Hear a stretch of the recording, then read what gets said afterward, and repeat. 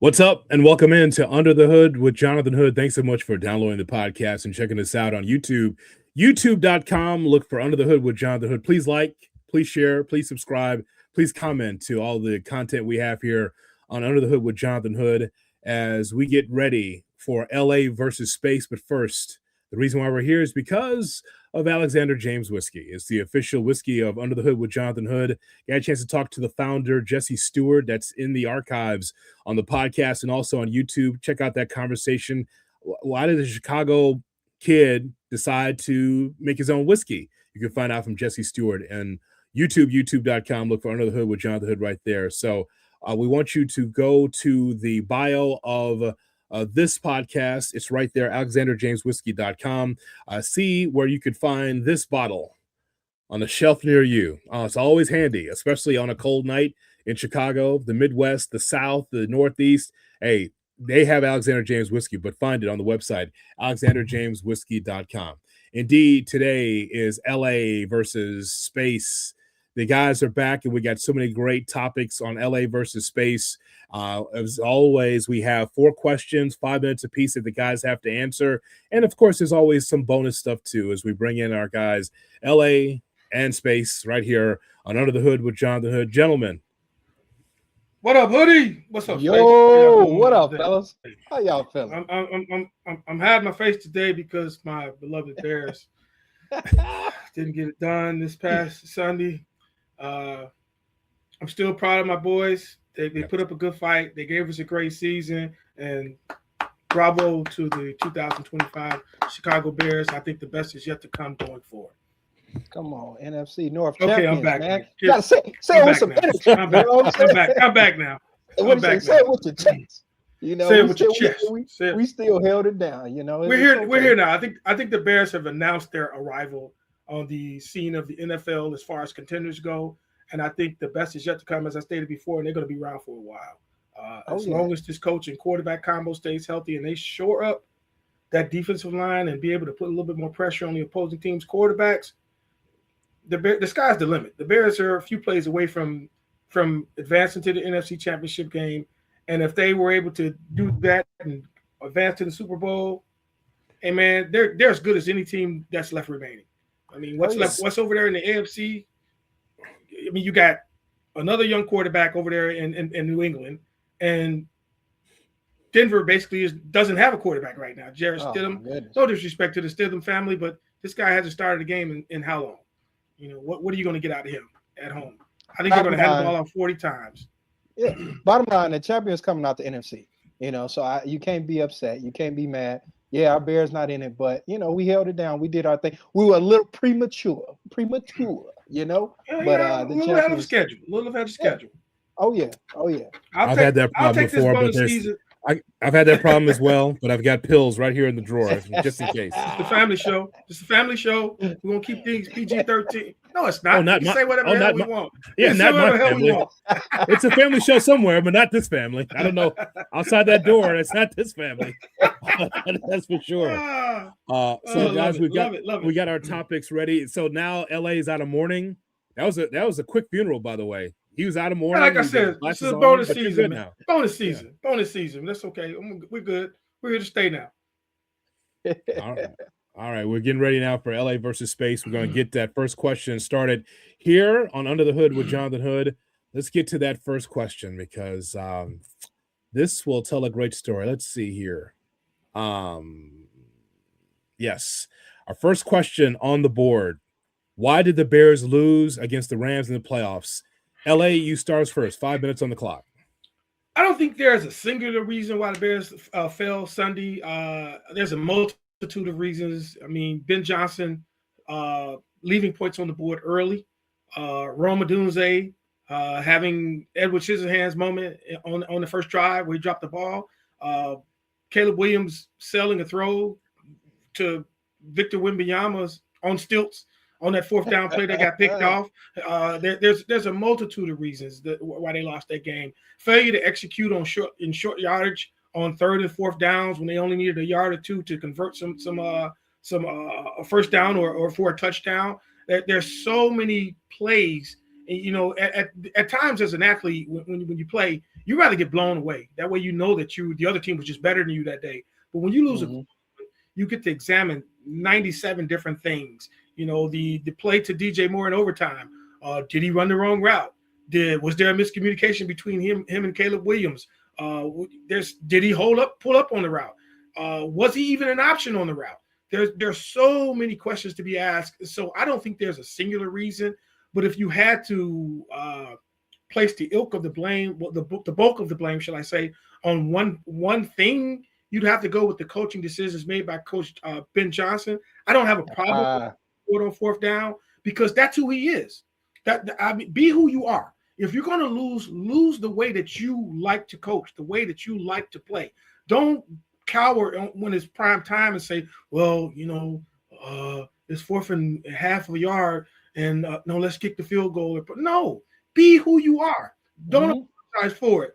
Now, when you're in that unemployment line in the future, no unemployment line because you decided to be that person and it didn't work out in the end and you get shunned for it. But again, I hate to put it on one entity or one individual. There's several. Williams with 3 interceptions. The defense, they did more. You held the highest scoring team in the league to 17 points in regulation. If you told any Bear fan going into that game that's what was going to happen, everyone would have been making plans with their friends and which bar they're going to attend and who they were going to watch the game with next week together. That's what we'd be doing. And that's my answer. No single answer, but if you're going to put it on one person or one entity, you got to go with the head coach because he sets the tone to everything else that falls into place. LA, I hate to agree with you all the time, man, but I gotta agree with you. You ain't lying. The drop passes, that was huge. Rome, you got to get it together. You still coming back from injury, but you got to get it together. Shout out to our defensive coordinator, Dennis Allen, did his thing. He outcoached Sean McVay when it comes to the offense. So our defense wasn't the thing that let us down. It was coaching on the offensive end. It was our head coach. And again, I don't mind Ben Johnson going for it. Like you said, that's who you are. So be who you are. Don't change it up just because this game really, really matters. No, but it's the decision making with those 4th downs. 4th and 1, 4th and 2, you get throw a pass intercepted. 4th and 3, that's when you throw the TD to DJ Moore. 4th and 1, Monangai runs it and gets no gain. No, stone. Then I send you guys a message. I say, what's wrong with the QB sneak? Why can't we? I get it. You want to go over there and overpower them, but what's wrong with Caleb? You got it in overtime. You got it in overtime. But we got it in 3rd quarter too. 3rd and 1, QB sneak. Caleb Williams gains 2 yards with that. 4th and 1, in overtime, he gained 3 yards. The 4th and goal, he gained from the 2. 4th and goal from the 2. It was an incomplete pass to the young wide receiver, Luther Burden. Burden. That was the problem. You did too much trickery. You got in your own head. No, why not give the ball to Caleb Williams? We trust him with the ball. Let him make the right decision. Sean McVay outcoached our coach when it comes overall bottom line. He outcoached Ben Johnson. Our DC did his thing. Dennis Allen, he did his thing. But we need Ben Johnson to be. Don't try to overthink it. Don't try to go and make the bomb. No, put Caleb down. Let him go right between the guard and go. I won't even say that that McVay outcoached Ben Johnson. I think Ben Johnson outcoached himself. I think that's what happened. I can hear that because McVay made a lot of questionable decisions as well, and a lot of what he wanted to do was work. He got ultra conservative, which is not like himself. So he got in his way as well. It's just the Bears turned the ball over and they didn't, and that's basically the difference in the game. We don't turn that ball over in overtime. Like I said, I'm making plans to have drinks, some whiskey with you and Hood next Sunday. That's what we're doing. Facts. Yeah. So it's a growing pain. Ben Johnson got a lot to learn. He just has to, like you said, don't psych himself out. Don't try to make the big play. Don't try to, I had this one in the bag and I want to just run this play. No, get a ball to Caleb Williams and let him get the yard or two. That's all we need to do. You got a great offensive line. Work behind them. Exactly. Yeah, one thing for sure, guys, is that Ben Johnson, first time as a head coach, he blames himself a lot and has some self-reflection saying Caleb and the offense bailed me out a lot of bad calls that I made. So Yep. it's always good to be able to look in the mirror and be like, you know what, even I could be better. Players will respect that when it's one thing Accountability.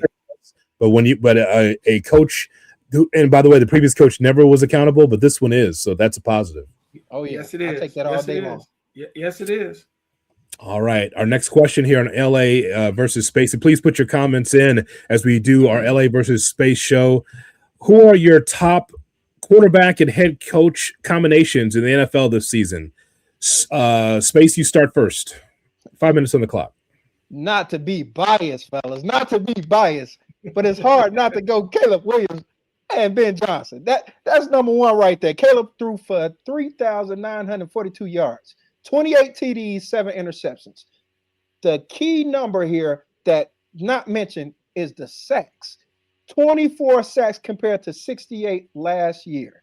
That's a huge improvement. So number one, in year one, in a new offensive system, and to bring down the sacks, to continue throwing the TDs, limit your mistakes, and put the whole league on notice, you can't help but put them number one on the list. Also I got Liam Cohen and Trevor Lawrence. They had an excellent season, man. Everybody knew the talent was there for Trevor Lawrence. That's a big dude right there. And he has talent, he threw for 4,000 yards. 4,000 yards, 29 TDs, and 12 interceptions, compared to last year where he only threw 2,000 yards. This man threw 2,000 yards last year, and then he threw 4,000 this year. He had 11 TDs and 7 interceptions last year also. But just the numbers, the big improvement. Everybody was getting to the point to where we thought that Trevor Lawrence might be a bust. I mean, he had some bad coaching through his whole career here in the NFL, but this year it showed that he got the talent. If you put the right mind and the right system around him, oh man, that they're gonna be special over there in Jacksonville. And also they got a good defense. But my third one on my list is Mike Vrabel and Drake May. I don't know if I should give it to Mike Vrabel or if I should give it to Josh McDaniels. But Drake May, forget the numbers. He's second in MVP voting. This kid is just is phenomenal. He put the team on his. Besides Stephon Diggs, who is he throwing the ball to? I know who he's throwing to. Household names. He got Booty over there. Can't emerge this year. He's going to be a stud. He's from Louisiana. Booty. You got the tight end, but he's turning unnamed people into people you got to put on notice. So shout out to them over there. But I give them number 3 as my honorable mention right there. I think you left the very best coach and quarterback combination in 2025 season off the list. And that's Sean McVay and Matthew Stafford. Matthew Stafford threw for 46 touchdown passes, more than likely will be the most valuable player of the league. He has his team on the precipice of going to their second Super Bowl, and they have to be number one. I just don't see any other way. This guy he can't move in the pocket. I understand that they have a lot of weapons. I understand they have Puka Nacua and they have Devontae Adams. But before Puka Nacua, he had the other guy who can't be found now, Cooper Kupp. And these aren't household guys. These weren't first-round draft picks. These weren't guys that were highly touted coming out of college. These were nobodies. And that, to me, is the creme de la creme of head coaching and quarterback combinations in the league today. Second, I probably would have to go with Mike Vrabel and Drake May. And third, I am a homer. I got to put my Bears in there with Ben Johnson and Caleb Williams. I think at some point in time in their careers together, if they remain together, well, they're going to remain together for a while. I think they will be the best quarterback and coach combination in the NFL. But right now, this season, it has to be Matthew Stafford and Sean McVay. They're the best in the league today. I hear you when you say they're the best, and shout out to them. Like Stafford is going to win the MVP. My thing is when it comes to playing against the best, sometimes they just crap the bed. That I was expecting a lot more from them this game against us. I'm not going to lie. To hold Puka Nacua under 6 receptions with our defense, come on. I was expecting a lot more from that firepower from the offense. But that's one game. And, Yeah, and at the same against time, Seattle. at the same time, you say that Williams and Johnson are in your top three, and we expected more from the Bears against this Ram team, and that's the very same playoff game. I hate to throw that back at you. No, I hear you. But here's the thing. But you can't. It doesn't work just one way. No, I hear that. But here's the thing: the Bears are premature. Premature. These guys, they over exceeded expectations from the beginning of the season. You know, everything that the Bears do is a bonus. They should not have been here. That's the bottom line. Nobody had the Bears even win the playoff game. But they were. On our first episode, I told you, even though this is a bonus season, you cannot lose at home to the hated team from up north. That's at home. You're the favorite. You're at the crib.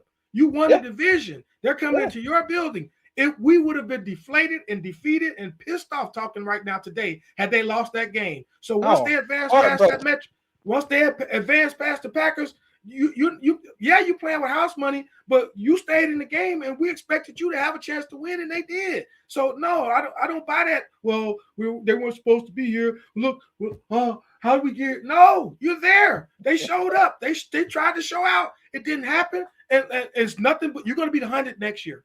You're not getting that excuse. You're not getting that excuse next year. People are going to be out for your head, and you got to be ready to defend your home turf. But understand this: when we talk about the best QB and the best quarterback combination, this is year one in the system. Year one with a quarterback and coach, a whole new playbook, a whole new offensive staff, a whole new mindset. Caleb didn't even know how to read film. He didn't know how to watch film before the season. You know what I'm saying? And yet the same thing happened in New England with a coach and a quarterback and a new system. And that guy is arguably a top 2 candidate for most valuable player in the NFL. One thing for sure, guys, you know that this whole league comes down to quarterback and head coach. If you got it, and by the way, you can see the best of the league. You know the teams are always in the playoffs because the coach and the quarterback are one. They work together. You can look at the bottom of the league, and you always look at the guys who are trying to draft or getting guys from the scrap heap to try to piecemeal a team together. If you don't get the quarterback right in this league, you're not going anywhere. That's the bottom line. Yeah, no, you're not. You can have the best offensive defensive line and the most prolific wide receiver, but if that quarterback is not right, you can't get to where you want to be. In the playoffs, there's a tale as old as time. The team that holds on to the football wins the game.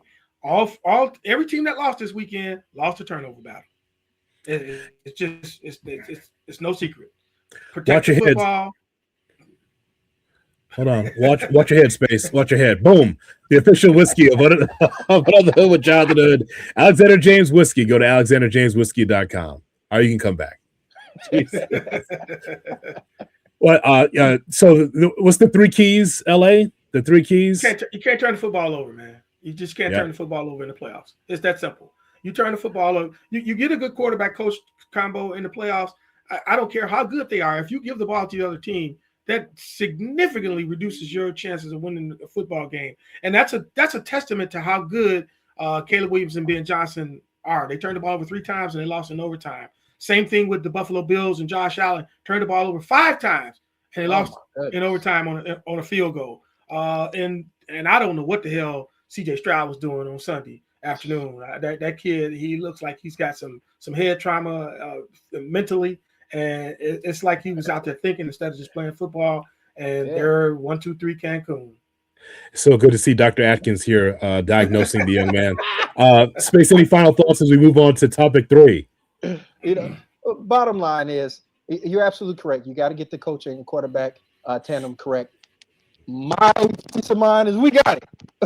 We got that. Yeah, absolutely. Absolutely. And, it's just a testament to shout out Ryan Poles. We're getting off topic, but shout out Ryan Poles for going out and getting at the top of the list. You went out and you shot big. You spent money. This is very new for a Bears organization. We don't do that. We don't spend money on top players, on top coaches, and I'm just excited to see what the future holds. Space. That's a long fallacy, and I hate to get off topic, Hood. The Bears have always spent money. On what? On the wrong things. Exactly. That's the problem. Exactly. They go up on 63rd and Western buying cars instead of going to the dealership to get something new. That's the Bears. Oh man, I like that 74 Mustang. It doesn't have a motor in it. We thank all our sponsors on 63rd and Western for sponsoring LA versus Space. As we move on to topic number 3, and that is who wins this weekend, guys, in the AFC and NFC championship games. Of course, Bears not involved, but that's okay. It's going to be entertaining to see Broncos, Patriots, Seattle Rams.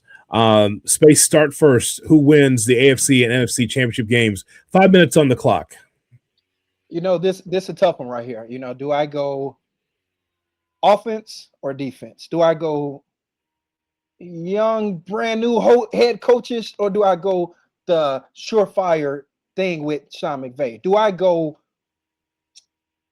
I'm going offense over defense. Seattle has a great defense, and it's 1-1 on the season. But I'm going with the surefire, the MVP, the more firepower offense. I'm going with Devontae Adams coming out of whatever happened last week. We put it on him, and I was expecting more from him, but I think he's going to have a good game. I think Puka Nacua is about to be Puka Nacua. I don't know what happened this week. The Bears had a great plan, but I think Puka Nacua comes out, gets 8 catches, 125 yards. Kyron Williams runs all over them. Blake Corum scores the touchdown. I'm going with the Rams. I'm going with the better mind up there. And personally, I just don't trust their quarterback. I do not trust Sam Darnold, not one bit. He didn't do it in Minnesota. He had a great record last year. Brought them down and made the playoffs. But when it matters most, he chokes. Sam Darnold is known to fumble when it matters. So I don't have no faith in him. I get it. The Rams are just good. The Rams got it going on. They played twice this season. A point differential of total of 3 points. So you got a toss-up game here. Do you want to go home field advantage? Then that's Seattle. But I'm going with the better offense. I'm going with the trusted commodity. Give me the Rams. Okay. I can't disagree with you on that one. I'm going with both road teams this weekend for different reasons. Obviously, it's tough to beat a team a couple times in the season. And it's very tough to beat up on an opponent who knows you so well and knows what you like to do. And I think the Rams offense, a part of the reason why they couldn't get much going against the Bears was the elements, and they were on the grass, and their quarterback is just a statue. The guy cannot move at all. And the Bears were able to mix in some blitz packages and put some pressure on Stafford and take him off of his square, knock him off of his timing. And they were bumping Nacua and Devontae Adams. And most importantly, they slowed down that running game, which stopped everything. If Seattle was able to do that, then, of course, they're going to have a chance to win this game. But, however, I agree with you. I'm going to go with the more experienced team, with the more experienced quarterback on a faster playing surface, which, in my opinion, benefits the Los Angeles Rams. In the AFC, I cannot, under any circumstances, go with Jarrett Stidham. He's going to have to make a liar out of me. It's that simple. Mike Vrabel knows how to do it as a player. He knows how to do it as a coach. When he was coaching the Titans, he went into New England and beat the big bad Patriots in their building with Tom Brady on the road. I know that he has a young quarterback who struggled a little bit Sunday, but he was playing against the very best defense in the league of those boys that come from Houston, Texas. But I just don't see how the Broncos will be able to score the football on Sunday unless Jarrett Stidham has a Nick Foles moment. He just forgets who he is and has an out-of-body experience. So I'm going to go with both road teams this Sunday. Like you said, experience and quarterbacks, a veteran one in Matthew Stafford who knows how to get things done. And I'm going to go with the younger quarterback in May on the other side, they have the ability to run that football over in New England. Their defense isn't too shabby at all either. So I'm going to go with the last week, and that's who I'm going to put on my parlay ticket. And I'll be crying the next time we record, or I'll be buying us a bottle of whiskey. Hey, we agree wholeheartedly. I'm going Alexander Jones whiskey. James. Yeah. Alexander James. Yeah, get it right. Get it right. Alexander James whiskey. I don't want them. I don't want them sending their representatives over here at me. Alexander James.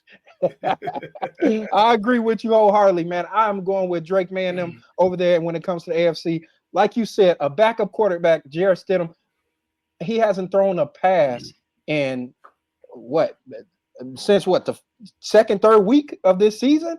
Yeah, in a mop-up role. It literally mop-up role completely. There have been, I think, 3 backups that have won the Super Bowl. I know Don Strock did it for the Dolphins back in the 70s. Jeff Hostetler for the Giants over the Bills, I think in 91. And Nick Foles did it for the Eagles against the Patriots. I think those are the 3 that's off the top of my head. If you out there listening to this podcast and you want to correct me and tell me that there was another one, let me know. Let us know. The world wants to know. And then we went out and paid Nick Foles. Oh, yeah, that's our quarterback. Oh, he fit to come to Chicago and do it. That's a whole nother topic right there. Hey, space. We're not going to bring up that Nagy era. You hear me? This is what we're not finna do. It still hurt the heart, man. This is what we're not finna do. Still hurt the heart. We're not going to do this. I'm definitely going with Vrabel in them. I think Hunter Henry has a good game. The tight end is about to explode. I got confidence and faith in Drake May. I don't know what happened last week. He had a whole lot of turnovers, but I expect he was playing the very best defense in the league. That's what happened. Yeah, I agree. Them boys was on him. They were in the backfield before he got the snap. They were behind. He get a snap. It was all night long. And imagine we could have had both of them. We could have had Danielle Hunter and we could have had Anderson. No, we're not talking about old stuff, man. We got it good. We looking forward. Just look. See, I took the car out my rearview mirror because ain't no need to looking back. All right? I hear you, right? We're not looking back. Onward forward. Oh man. Jarrett Stidham has not thrown a pass in the NFL since 2023. Oh my goodness. So in the last couple of years, I have the same amount of action as him in an NFL game. Is that what you're saying? That's correct. That is correct, sir. Since 2023. So, but what's funny is there was a lot of money in Vegas. Where's that brother, by the way, that could be able to give us the odds? I've never seen a brother that's giving down the odds. You know what I'm saying? Like this. Yeah.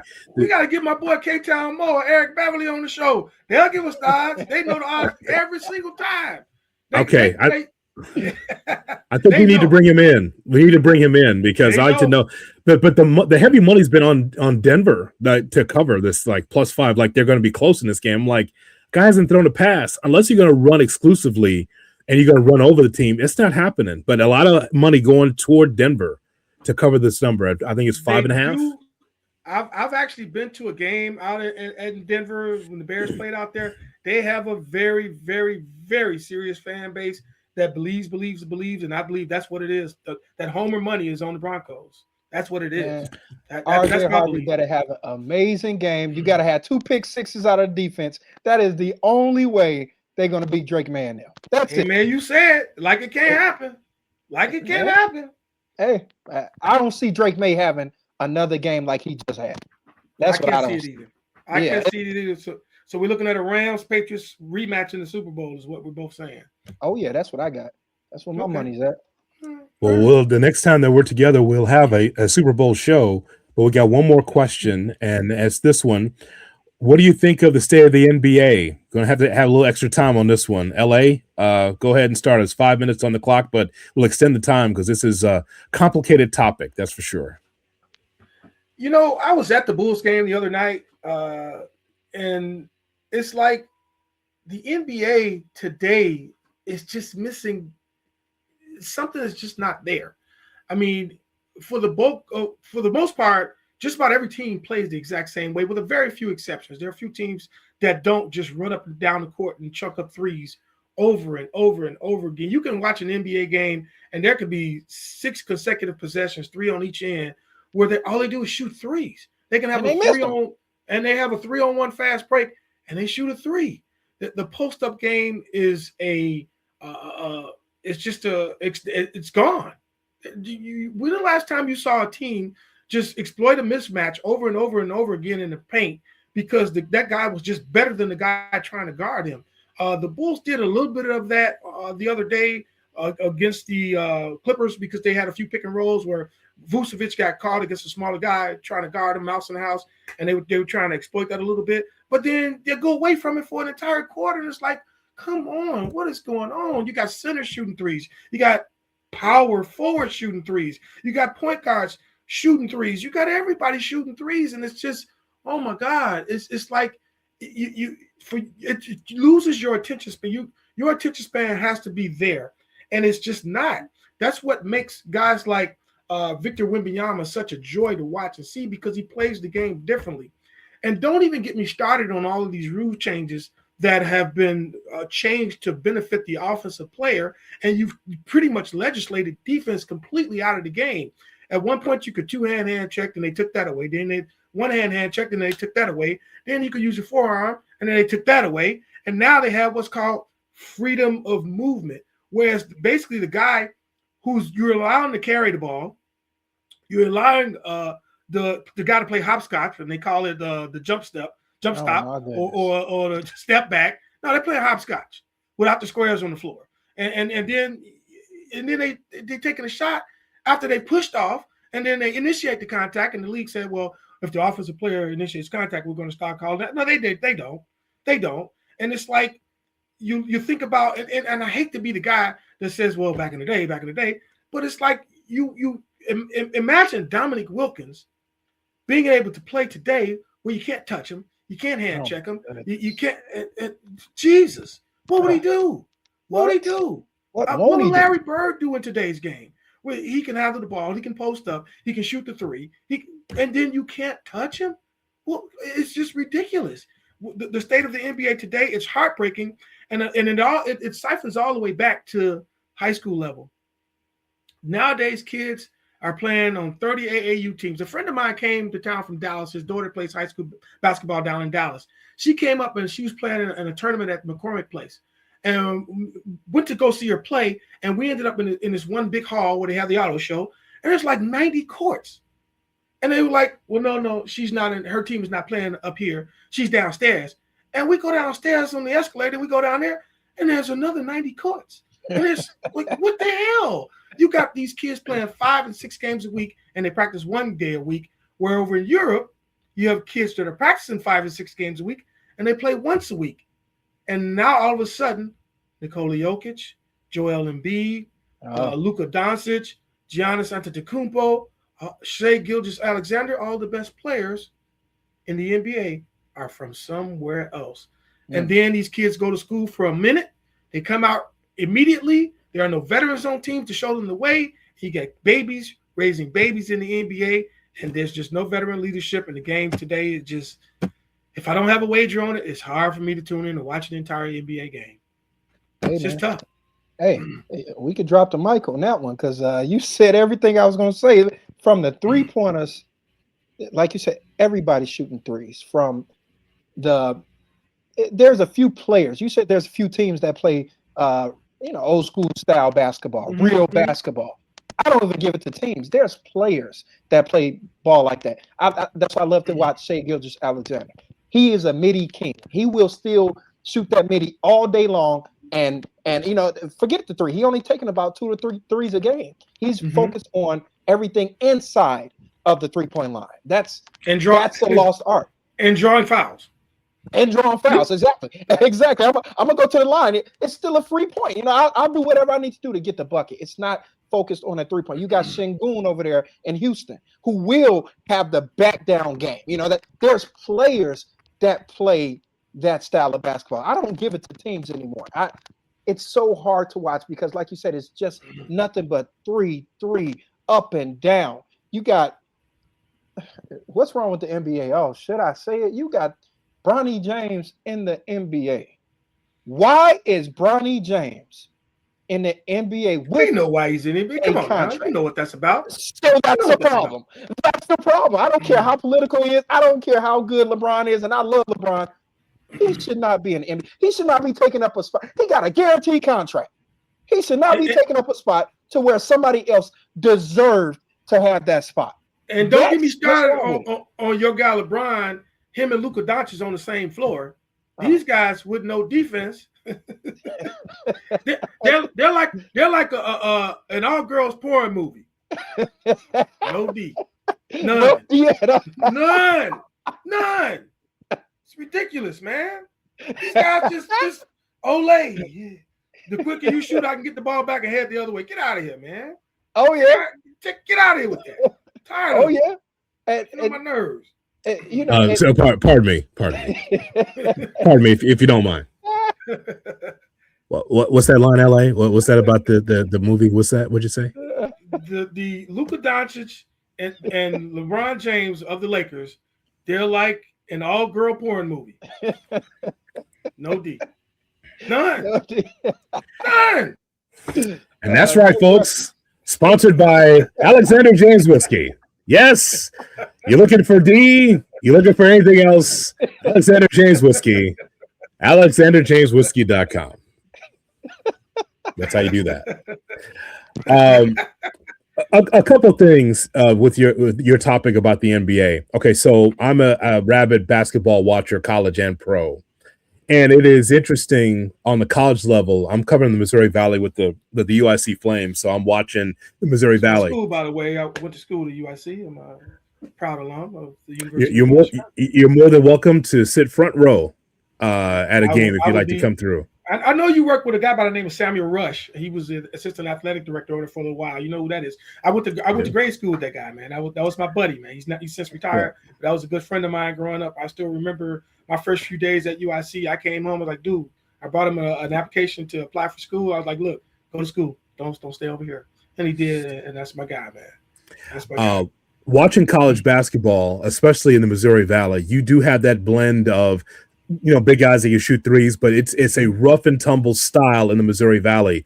You're trying to win games 50-49. It could get ugly, but they know that the inside presence is important, and getting to the foul line, hitting your foul shots are important because it's a physical league.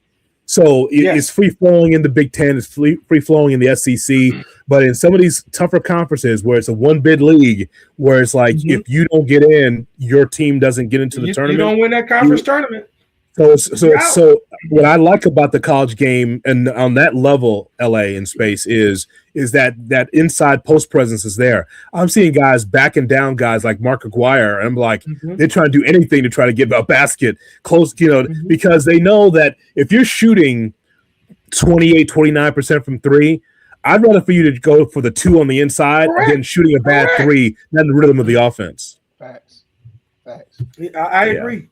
And like I said before, that you have these kids that nowadays they go to school, the talented kids, they go and stay 1 year, and it's much more exciting to watch the mid-majors because these kids aren't playing to go to the NBA. These kids are playing because they either love the game. Obviously, some of them are not talented enough to get into the NBA. A few of them will. It's just, the nature of the beast. But these guys are playing it like it's their last game. And it's a beautiful thing to watch. And everyone tunes in when they want to watch the Dukes and the North Carolinas and the Kansases on TV in Kentucky's every weekend. Tune into some of these. There's a school like on the East Coast where they almost never pass the ball. I'm going to send you guys a clip. I can't think of the name of the school right now. But the ball just goes around the floor from side to side. They swing it and they hit the open man, the swing passes, and the ball never hits the floor on offense. It's a beautiful thing to watch. I showed it to my nephews. They're like, man, that's boring. I was like, no, it's not. That's the way the game is supposed to be played, man. That's the way it's beautiful to make those other guys defend for a full 30 seconds, and then they do it well for 28 seconds, and they turn it back, and it's a backdoor layup. And how deflating that is for the defense. Let me just say this, Space. When we talk about issues with the league, one of the issues of the league is not Bronny James, because if your dad was in the league and he ushered you in and you can make millions of dollars, you'd take it too. You wouldn't turn it down. So if you're Bronny James, you take it too. You got a famous father and he says, come on in the league. Sure. He's not the reason why the league is hurt. There's a couple things. One thing is that the gatekeepers of the league are not supporting the league as is. Like the genie's out of the bottle. You're not going to go backwards in basketball because the analytics guys will tell you 3 is bigger than 2 or 3 is more than 2. In our lifetime, we might be on our deathbed, but it's going to be a 4-point shot. And it's going to be crazy because, if you're not shooting threes well, why would you have a 4? But I want to just point this out. I think that the gatekeepers of the league, as much as we love the guys now on ESPN, Charles Barkley, Kenny, the Jet Smith, Shaq, Ernie Johnson, as much as we love their entertainment, here's something that they do that I think is a problem, and that is shitting on the league. Because it might be honest, but watch your NFL. When you know you have bad teams, you know what the analysts do? They talk up the NFL. They talk up even the bad teams, even the bad coaches. National Hockey League, the same thing. They know what the bad players are. They know what the bad coaches are, but they never shit on the league. As much as it's honest in all these basketball podcasts that we watch or listen to, and the guys at the top of their game, just remember, only in the NBA where you can say it was better in the 90s and get away with it. Like those guys. And it might be true, but the point is, though, is that in those positions, in those seats, all the analysts from ESPN to Amazon to NBC, you need to be able to exalt the league. If you're always saying that it was always better in the 80s, then people will be like, yep, you're right, I'll turn it off. That's a detriment to the league space. Oh, I agree 100%. I can't disagree with you, Hoodie. But at the same time, go ahead. No, with the consumer of the game today, would they be turned off if those guys which was telling them something was different than what they were looking at in the NBA? Because the NBA consumer is different than the NFL, the NHL, or the MLB consumer. And if you tried to pull the wool over their eyes, would they turn it off and say, "No, these guys they're not being honest. They're not being real"? That's the question. Well, it's like you could talk about the top 10, top 12 players in the league and say, I like the way that guy plays the game. Yeah. I like the aggressiveness. And by the way, the league has always been based on highlights anyway.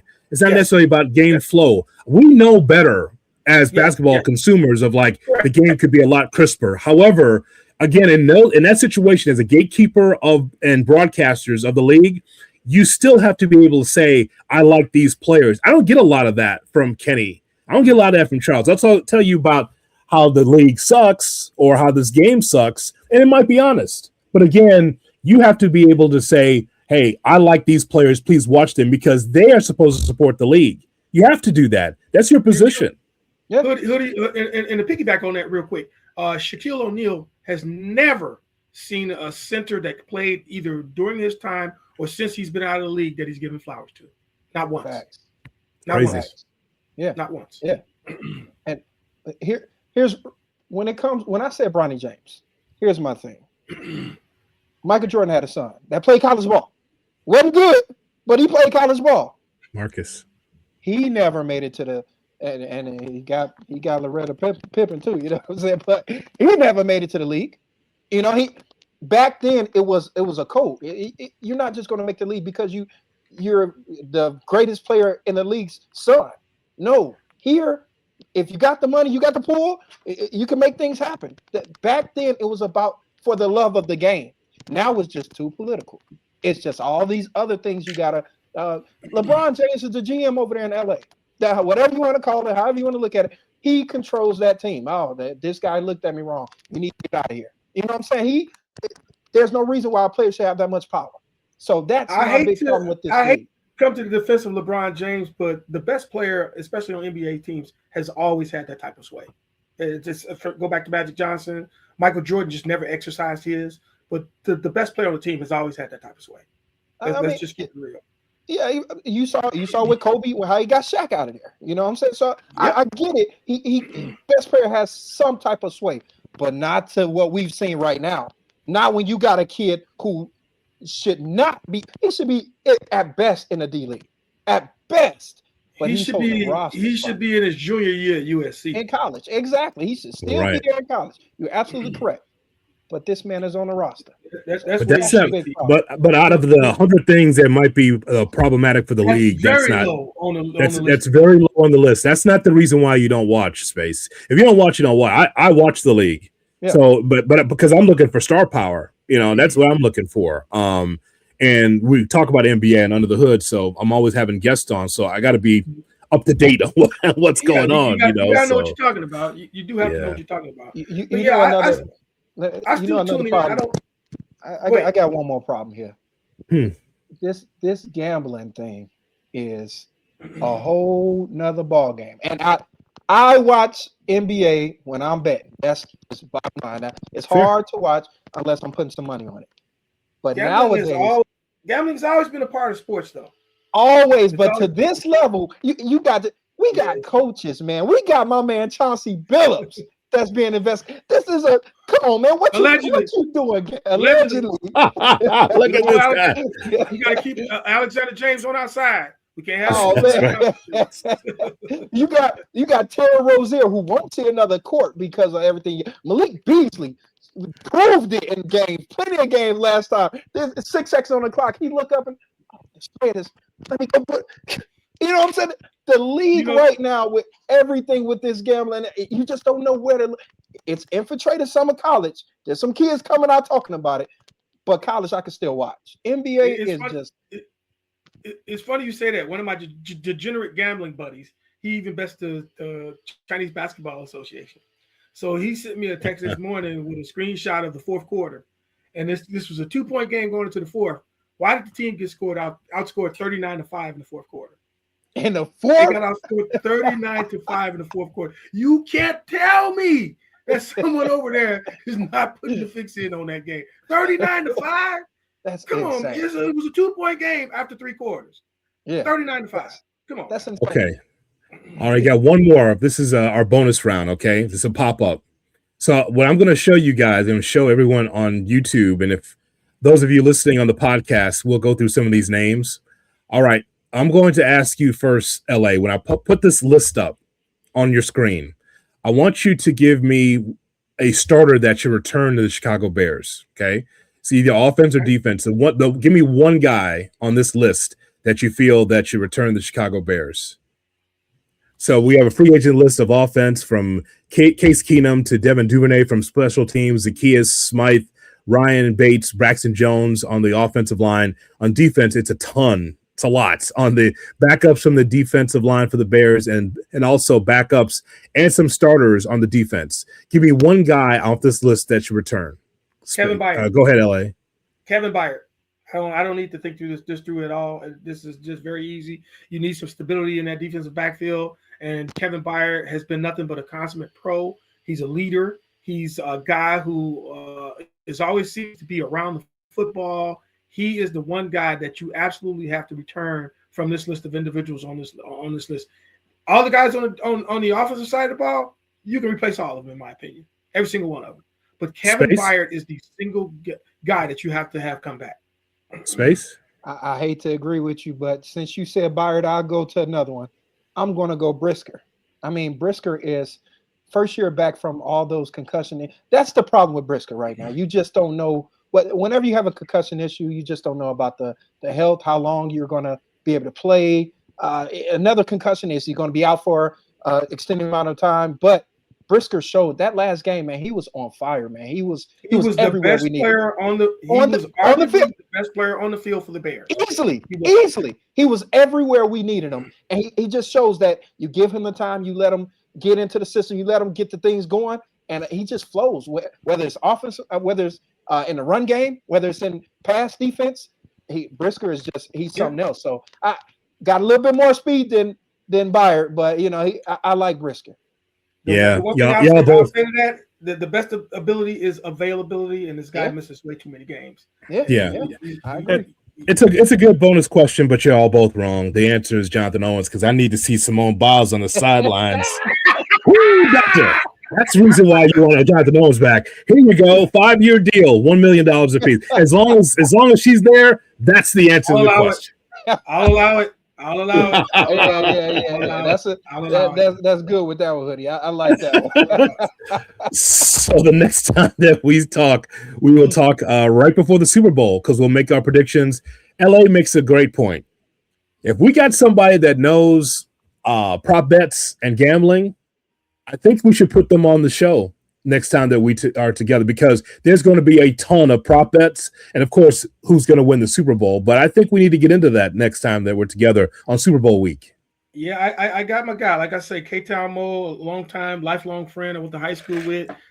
This guy, man, when we would leave high school, he would drive us home, but we would always stop at the racetrack.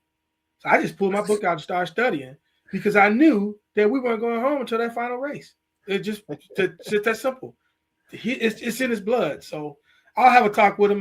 By the way, it's the uncle of one Oak Park River Forest owned Iman Shumpert. That's his uncle. So we'll get him on. Yeah. So we'll get him on here. We'll get him on. Iman Shumpert, a fine actor on The Chi, by the way. Fine actor. Oh, man. I'll see if I can get him to come on with us too, man. He's a good kid, man. Shump, let's talk about those sex scenes. Let's talk about that. Let's talk about you hitting them skins. Let's talk about that. I can't wait to talk to him about it. Please put Shump on. Man, my God. You talk about art imitating life, I think, watching Shump. I'm like, yeah, that's not acting. I think that's Shump. Yeah. He did that for real. The next time I talk to him, I'm going to have that conversation. The next time I talk to him, I'm definitely going to have that conversation. Yeah, I mean, he was playing off cool like he's acting, but yeah, it didn't look like acting to me. That looked like Oak Park River Forest. That's what it looked like to me. That's what it looked like to me, LA. So yeah, I'll always welcome on LA versus Space. Gentlemen, we'll talk during the Super Bowl week. Some prop bets, who's going to win. I think that's going to be the bane of our conversation. Yes, sir. Yes, sir. I'm looking forward I like to it. it. I love it. I look forward to it. I think this was a good episode here, fellas. I think we did yeah. They're all good. They're all good. You know what, man? That's why I like you. You always all right. That's fine. Well, folks, that's LA versus Space. And it's brought to you by the fine folks over at Alexander James Whiskey. Go to the website, alexanderjameswhiskey.com, the official whiskey of Under the Hood with John the Hood. Please like, share, subscribe, and comment to all of the conversation that we had. A lot of different conversations we had, and we will talk to you next time. Super Bowl week. Join us for LA versus Space on Under the Hood with Jonathan Hood. So long, everybody, from Chicago.